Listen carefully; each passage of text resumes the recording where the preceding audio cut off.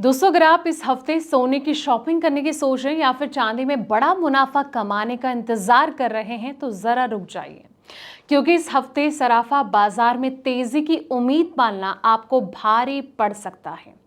Global market में संकेत बेहतर साफ हैं और डराने वाले हैं। गोल्ड और सिल्वर दोनों पर मंदी और दबाव के काले बादल मंडरा रहे हैं।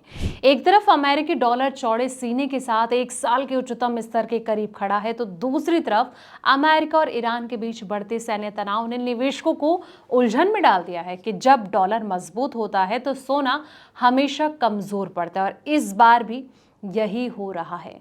मल्टी कमोडिटी एक्सचेंज यानी कि एमसीएक्स से लेकर आपके शहर के सराफा बाजार तक इस हफ्ते कीमतों में क्या बड़ा भूचाल आने वाला है, चलिए इस रिपोर्ट में जानते हैं।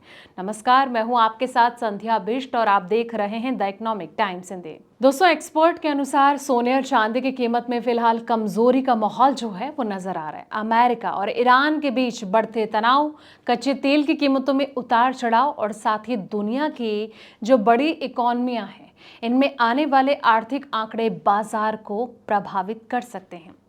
निवेशकों की नजर इस सप्ताह मैन्युफैक्चरिंग और सर्विसेज पीएमआई, यूरोजोन के महंगाई के आंकड़े और अमेरिका के नॉन फर्म पेरोल और बेरोजगारी दर पर रहेगी।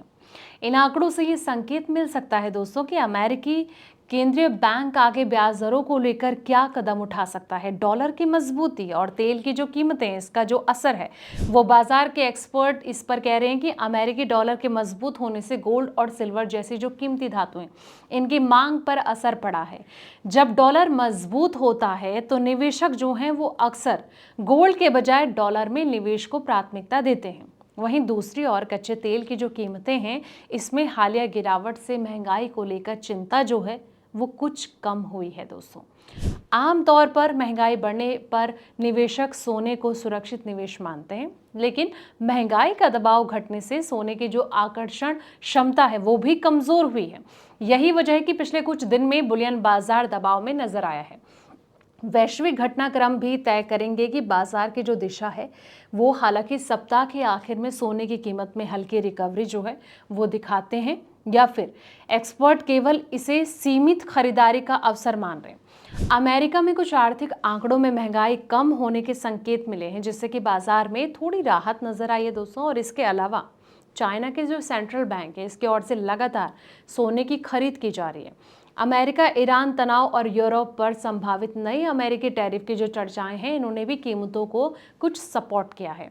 और इसके बावजूद अमेरिकी बॉन्ड यील्ड में बढ़ोतरी और औद्योगिक धातुओं की जो कमजोर मांग है, इसके कारण चीन पर दबाव बना हुआ है। निवेशकों को इस सप्ताह क्या करना चाहिए, ये सवाल अक्सर आपके मन में गूंज रहा होगा। तो एक्सपर्ट का ये मानना है कि इस सप्ताह गोल्ड और सिल्वर का जो रुख है मुख्य रूप से अमेरिकी आर्थिक आंकड़े हो गया, फेडरल रिजर्व के अधिकारियों की जो टिप्पणियां हो गई, और साथ ही डॉलर की जो चाल है इस पर डिपेंड करेगा। अगर डॉलर मजबूत बना रहता है और ब्याज दरों को लेकर सख्त संकेत मिलते हैं तो कीमती धातुओं पर दबाव जो है वो जारी रह सकता है।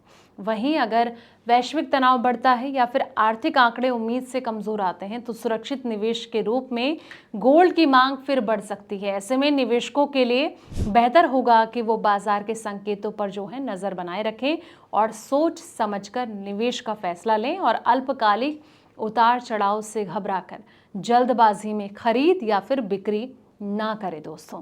हालांकि आपको क्या लग रहा है कि इस हफ्ते गोल्ड और सिल्वर की चाल कैसे रहेगी, कमेंट सेक्शन में अपनी राय जरूर दें। फिलहाल इस रिपोर्ट में इतना ही। ऐसे पल पल की अपडेट्स के लिए आप देखते रहें the economic times in day.